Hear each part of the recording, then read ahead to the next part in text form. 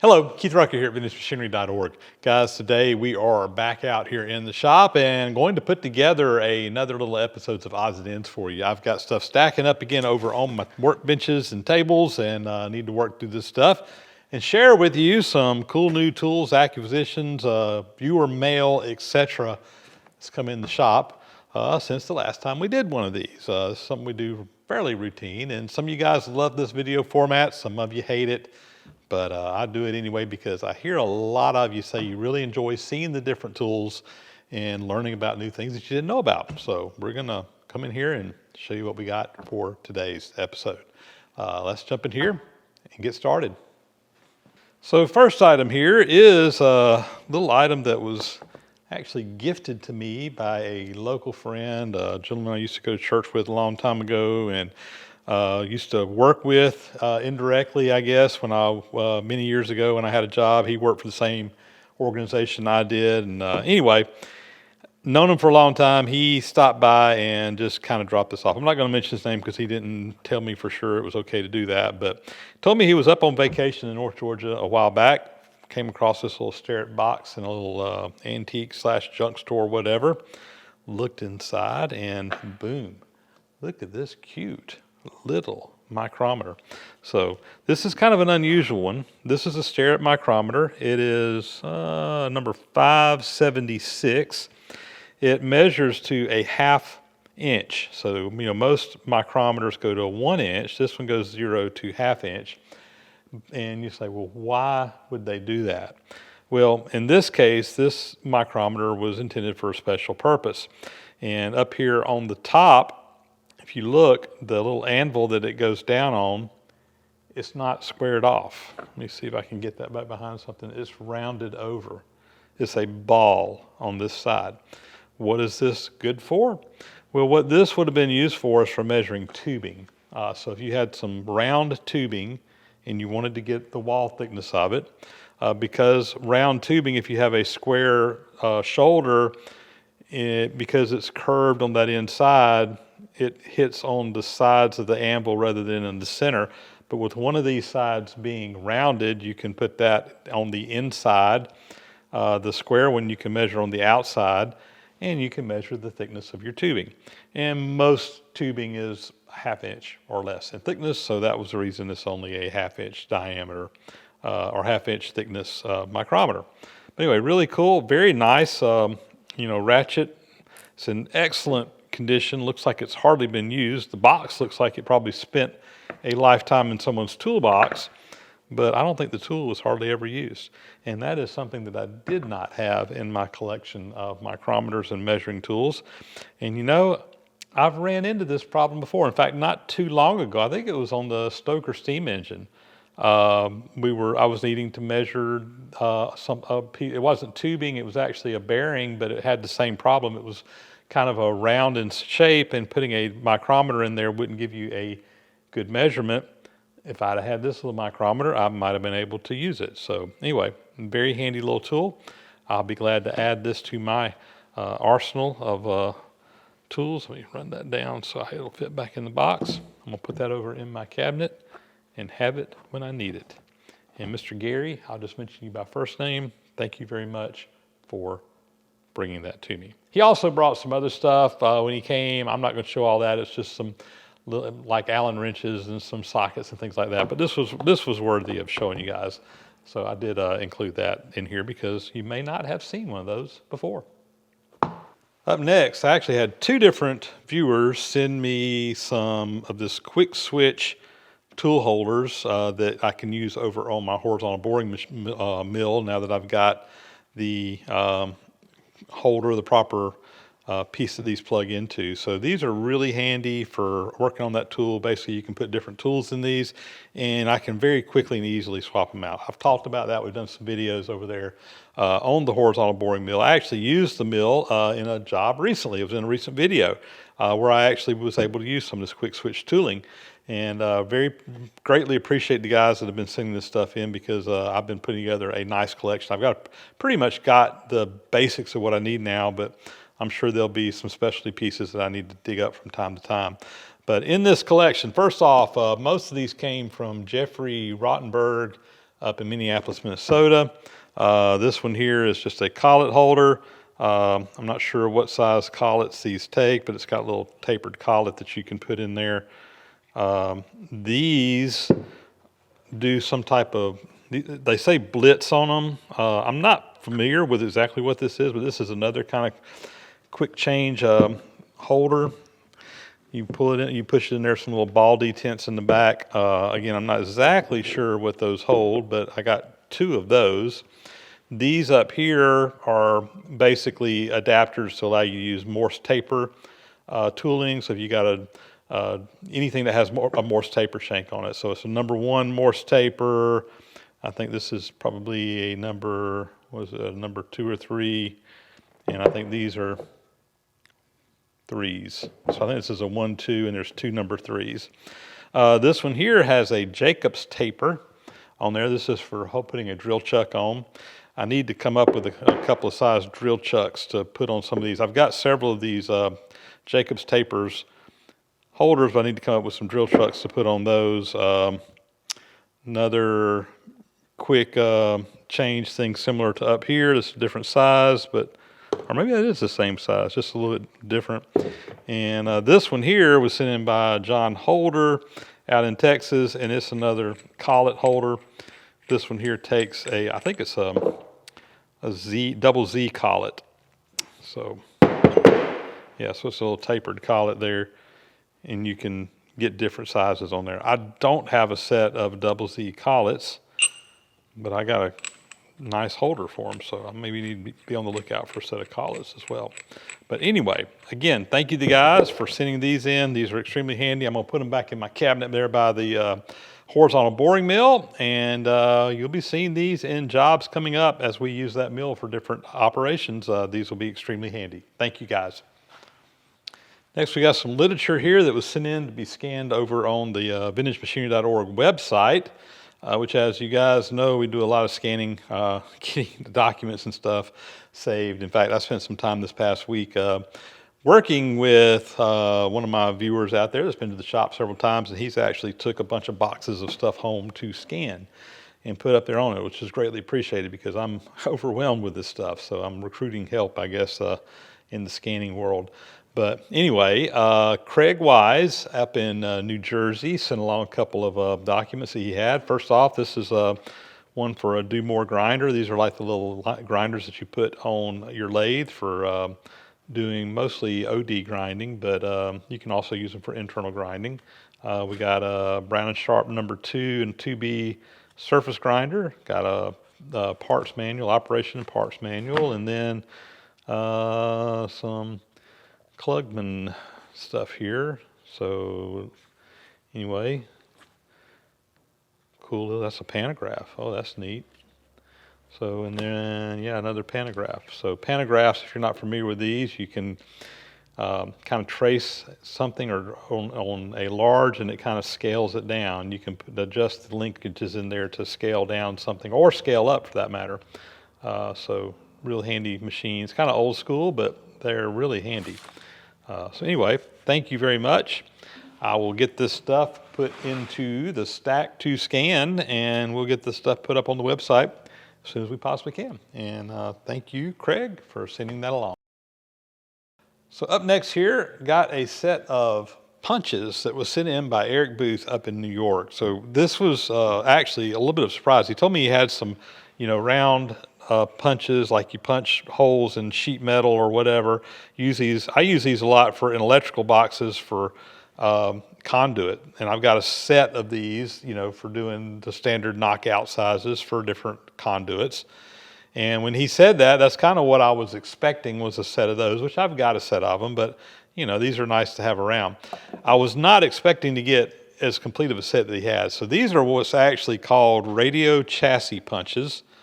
And I imagine back in the days, they were used in electronic work, for making holes in, again, sheet metal cabinets and stuff for different size stuff. But what's exciting is the range of sizes. I mean, my little set that I've got, you got stuff for, just maybe 4 or 5 sizes of conduit, which is mostly what you do. This is a really, really complete set. So I got 1/2 inch, 5/8, 11/16, 3/4. Let's see, that's 7/8, 1 inch, then 1 1/16, 1 1/8, 1 5/32, 1 1/4 inch, 1.5 inch, 3/8. I think I have that out of order there. These are all round, and there were also even a couple of square punches, which I've never even seen these before. So if you need to cut a square hole in something. So there was a 1 inch and was that a 5/8 inch square hole punch, which I can see where that's going to be really handy for some stuff. I've actually needed to do that a time or two and didn't have the right knockout for it, or knockout punch that I call them. But anyway, very nice set. Greenlee stuff. Greenlee makes really good tools, particularly this kind of stuff. I think the knockout punches that I have are Greenlee, but these are even a nicer, more complete set. So very happy to get my hands on this. We will definitely, I am quite sure that this stuff will get used because I use those knockout punches all the time. And I have had the time or two where I didn't have the right size and had to go a little bit larger or a little bit smaller and grind it out or whatever. So anyway, very nice set. Eric, thank you so much for sending them along. Definitely get used, so thank you.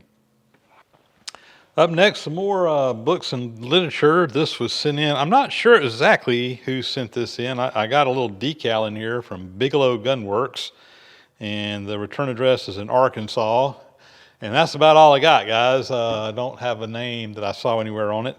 But anyway, some stuff again for some scanning. So this is Turret Lathe Tools. This is a book put out by Warner Swayze, who made turret lathes, and it basically has all the different tools and toolings that you could put on those turret lathes for doing some really cool work back in the day. Back in the days before CNC lathes, things were mass production stuff was done on these turret lathes. That's actually what my first job working in a machine shop was running a turret lathe back in the 80s. But anyway, pretty cool. Let's see, we got special tools for Harley-Davidson motorcycles, where to get them, how to use them. So this looks like a little book. This is not a Harley-Davidson publication, it says, but if you're working on Harley-Davidsons, it's got all these tools that are specific for motorcycles that are in here. So I'm not really a motorcycle mechanic, but I could see where this would be extremely handy for seeing the different kind of tools for doing different work that people have come up with over the years. So pretty cool little book. Never seen that before. Brown Sharp number 13 University Tool and Grinding Machine. This is a operation, maintenance, and repair parts, so manual and parts list. I have this machine. I have a number 13 Brown Sharp, so this will definitely be useful for me on basically how to set it up for doing all kinds of jobs. It also has parts list back here in the back for the parts for it, everything else. So nice, complete book there. Warner Swayze, how to machine parts on turret lathes. So basically a manual on how to set up your turret lathe for doing mass production work. Pretty cool book. Know Your Turret Lathe. So another manual for Warner Swayze turret lathes. Another Brown Sharp number 13 book here. Operation and maintenance of the Brown Sharp 13. So this looks like maybe a photocopy version.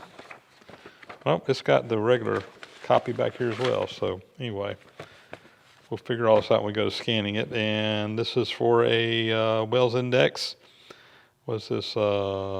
Model 55 vertical milling machine. I have a Wells Index. Mine's not a number 55, but anyway, very nice. Again, I will put this stuff in the pile. We will figure out what needs to be scanned, and if it needs to go up on the website, if it's not already there, we will get it scanned and uploaded. And thank you very much for sending these along. So up next here, guys, I'm going to share with you a new tool that I recently picked up. But before I show you the new tool that I picked up, I'm going to start by showing you this tool, which I've actually shown before. This is a Brown & Sharp cylinder square, but it's a very special cylinder square. This is, what is this? This is the model 558 cylinder square.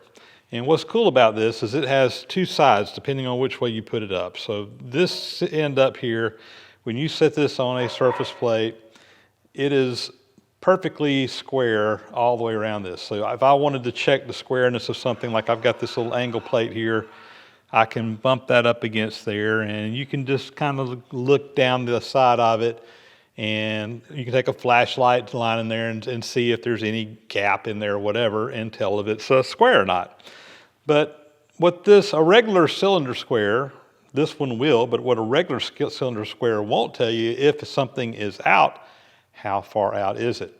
Well, with this particular Brown and Sharp model, you can flip it over, and when you do, it has some tilt actually ground into that side. And it will basically has these lines on here that you can look, and you can rotate this around until it matches up, and you can estimate pretty darn accurately how far it is. So this one here basically starts out, with at 0, and I think this is in thousandths of an inch.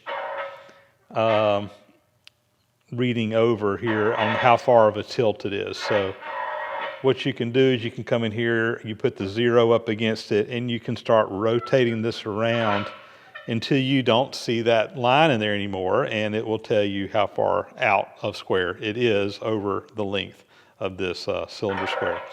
These number 558s are, quite honestly, they're hard to find. And when you do find them, they demand a very high price.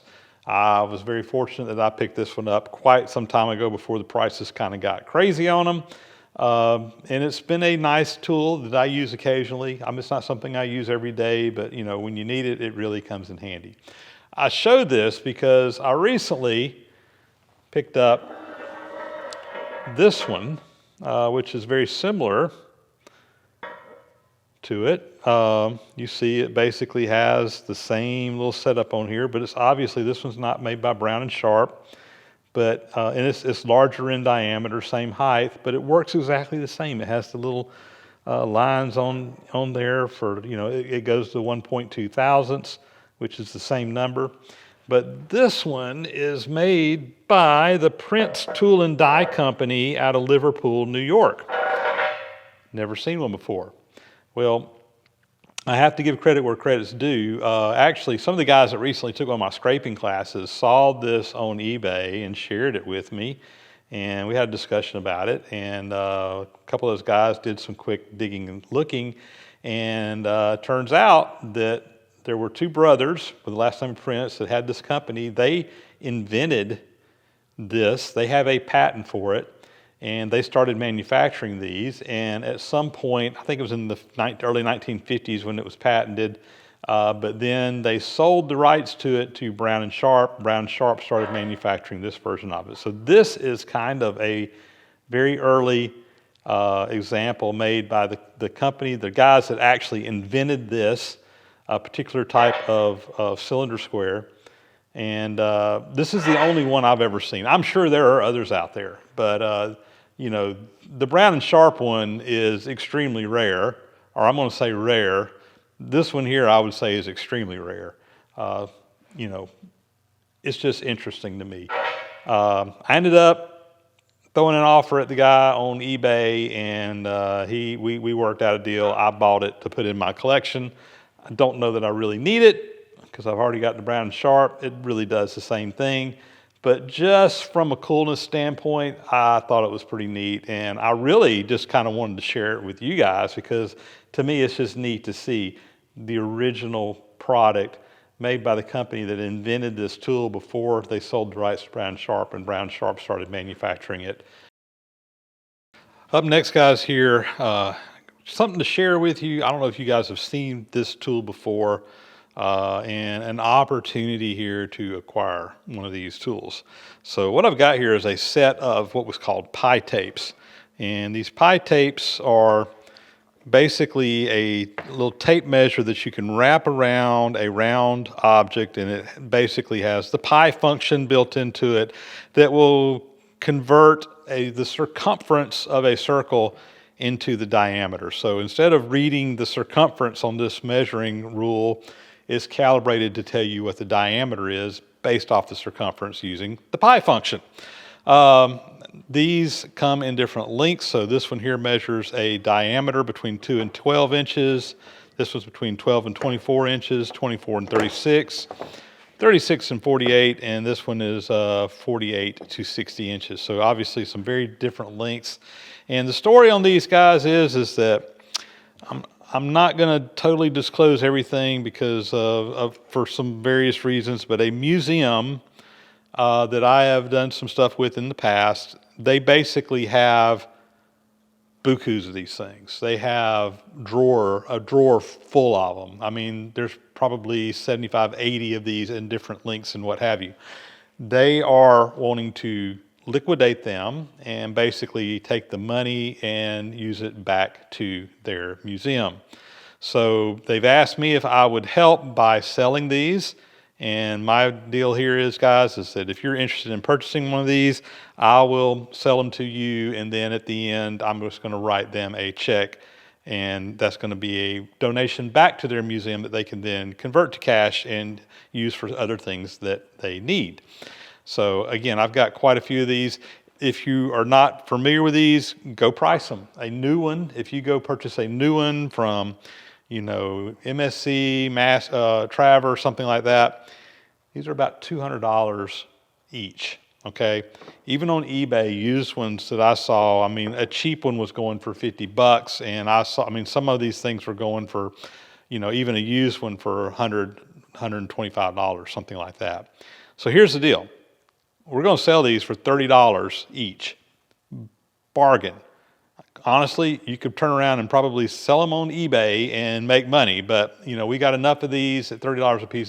I'm trying to make them affordable and also trying to get them to move. So if you were interested in purchasing any of these sizes, they're $30 per set. And again, I have them in 2 to 12 inches, 12 to 24, 24 to 36, 36 to 48, and 48 to 60.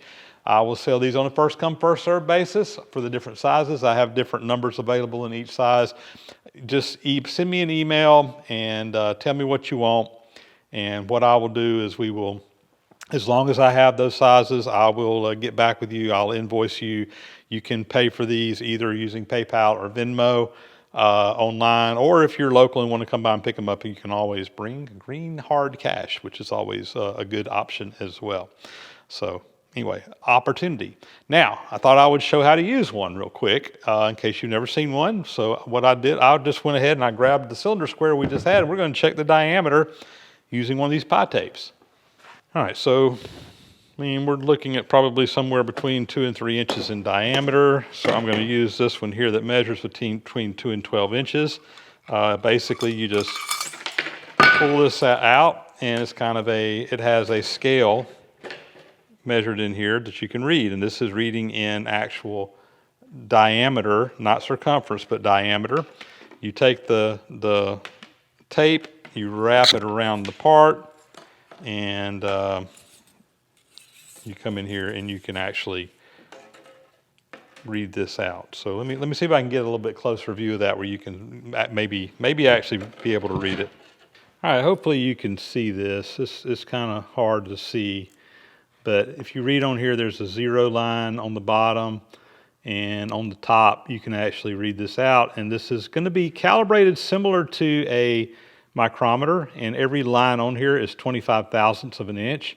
So we're basically at 2.9, and then we go over 2, it's lined up right on the 0.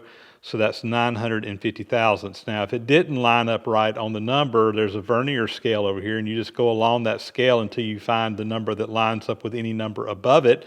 Only one of them will line up perfectly, and that will tell you in thousandths of an inch what the diameter. In this case, it's right on the 0, which is 950 thousandths. So this is 2 inches, 950 thousandths in diameter, according to this pie tape. All right, so here's how we're going to play this game if you want one of these. If you want one, send me an email. Here is my email address, right down here. Write that down on a piece of paper. Type it in your computer, whatever. If you reply to the comments that you want one, not going to happen. Send me an email. If you send me a text message on my phone, send me an email. Don't send me anything on Facebook or Instagram or anything else. Send me an email to this address. I know I'm going overboard here, but I just know how you guys will do. You'll contact me in every way except an email. Send me an email, because that is one place that I can go to and find all this information and keep track of this stuff in order of who sends it in. I don't want to be having to check 5 different places to do these things. So send me an email.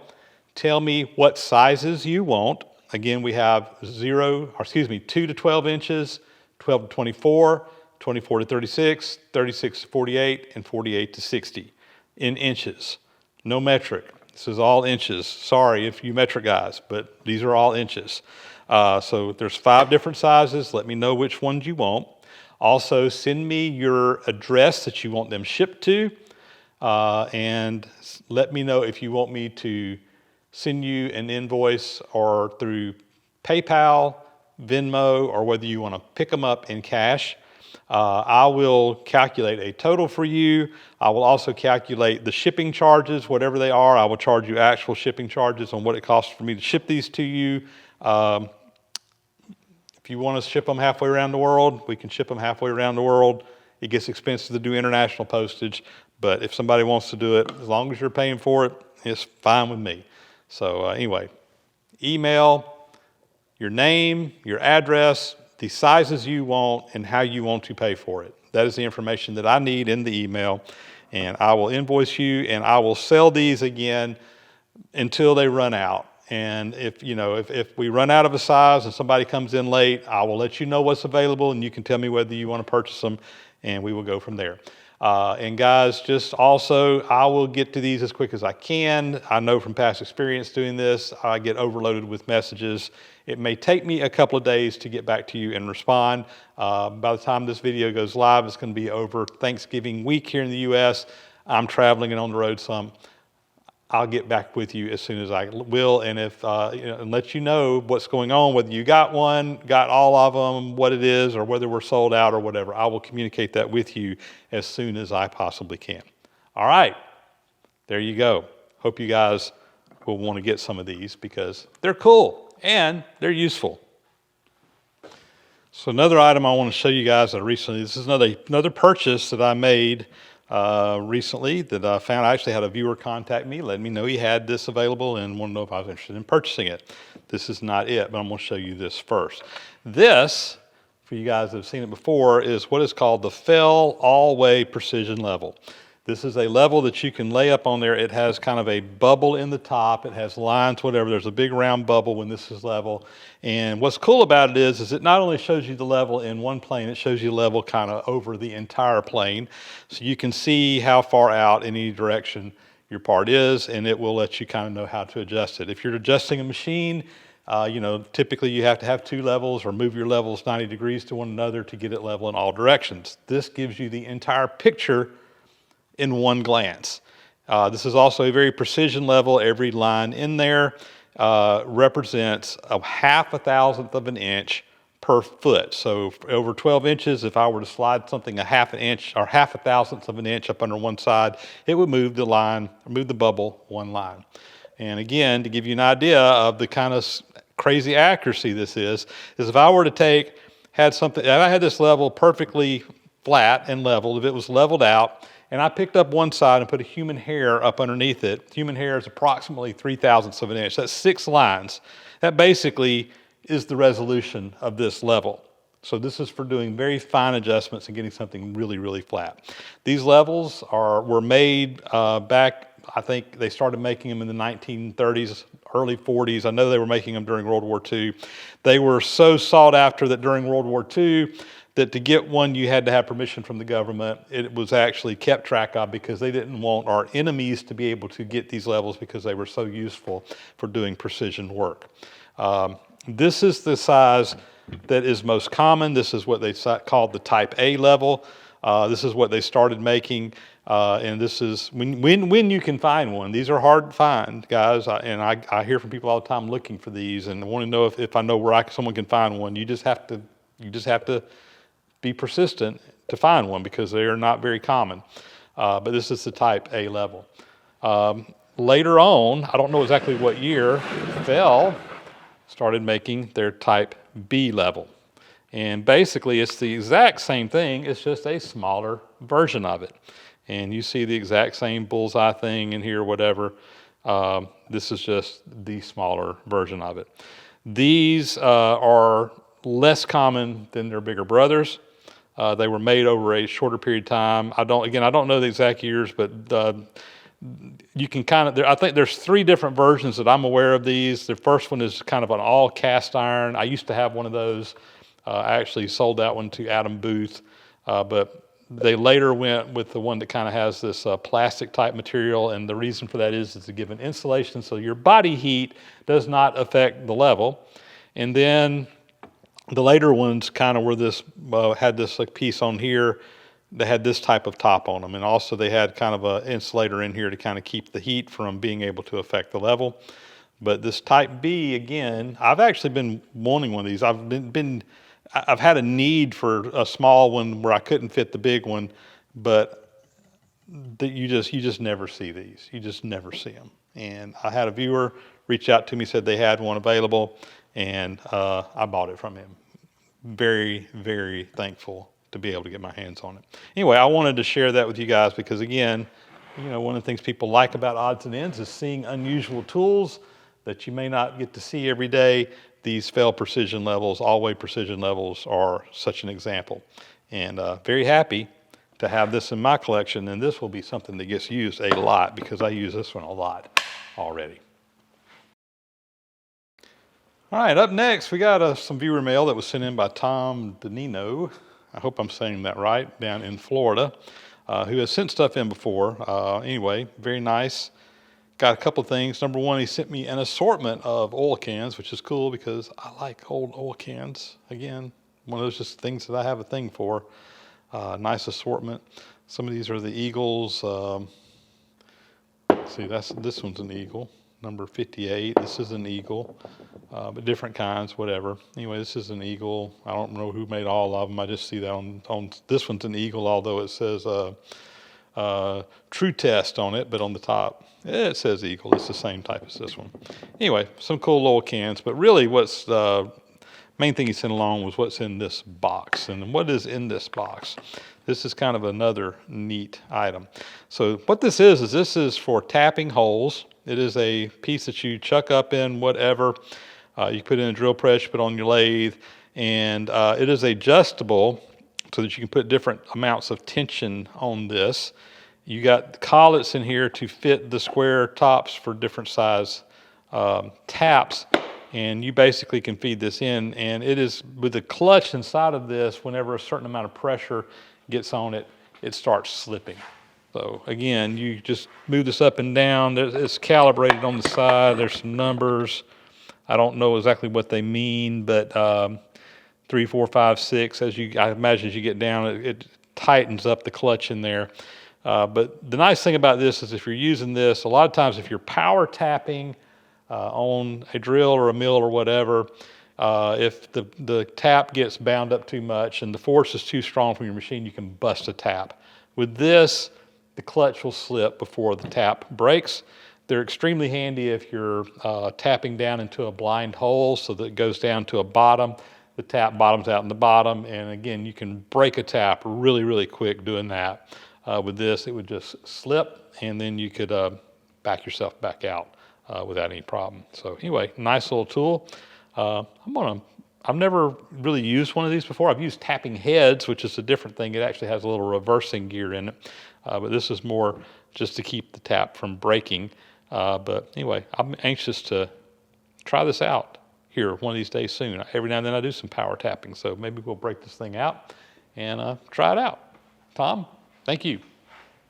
So up next, I got a nice set of little tools that I was able to purchase from John DeRosa up in Illinois. He reached out to me and asked if I was interested in these, and I was. So what we got here is basically a set of reamers, and these are reamers for dowel pins specifically. So basically, you have the one for either going just slightly smaller than or slightly larger than the nominal size for dowel pins, so it'll either press in or just barely slip over.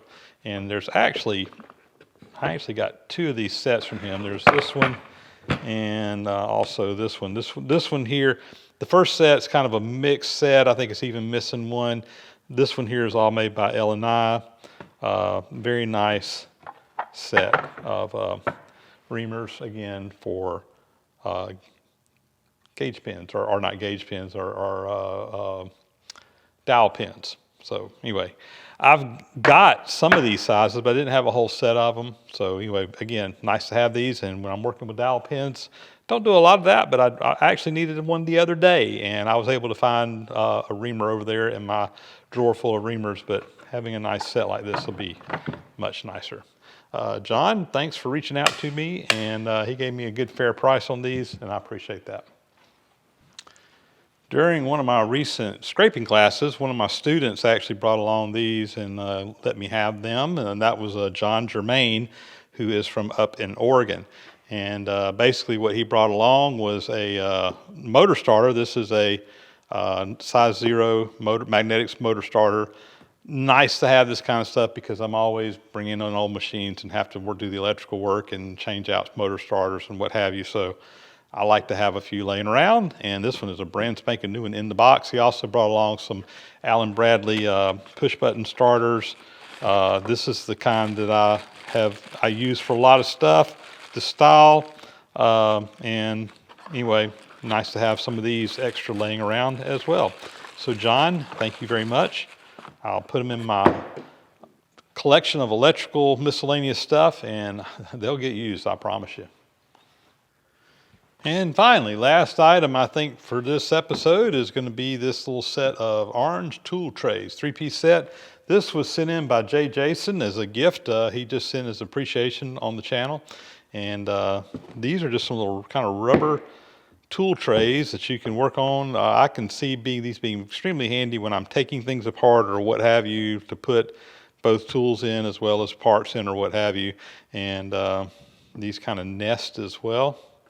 So if you want to do them like that, or you can pull them apart and have 3 individual pieces. They're kind of a no-slip rubber. And anyway, I can see where these would be handy. He said that he uses these all the time and thought I might enjoy having a set as well. So Jay, thank you very much. Again, I'm sure you'll see them around. Looks like a handy little item to have. Well, I think we have done it once again. I have worked through my pile of stuff over here that has come into the shop. We have put together another odds and ends episode for you. I've got a nice clean workbench again. I've got a place over here I can start stacking up stuff for the next episode when it starts coming in. I always feel good when I get to put all this stuff up and can really start using it and don't have it piled up over here anymore. Thank you guys for sending stuff in. This is always a lot of fun. I hope you again enjoy this content and enjoy learning about new stuff. And with that, guys, that's going to be a wrap for the day. As always, thanks so much for watching. Please subscribe to the channel if you haven't already. Thumbs up, comments, greatly appreciate them. Help out a lot. Please do that. Big, huge thank you to those who support the site financially through Patreon, PayPal, and YouTube memberships, all of which are great ways to help out around here on my channel. And I really do appreciate you guys that take the time and effort to do that as well. And with that, we're going to sign off. We'll catch you on the next video. And again, as always, thanks for watching.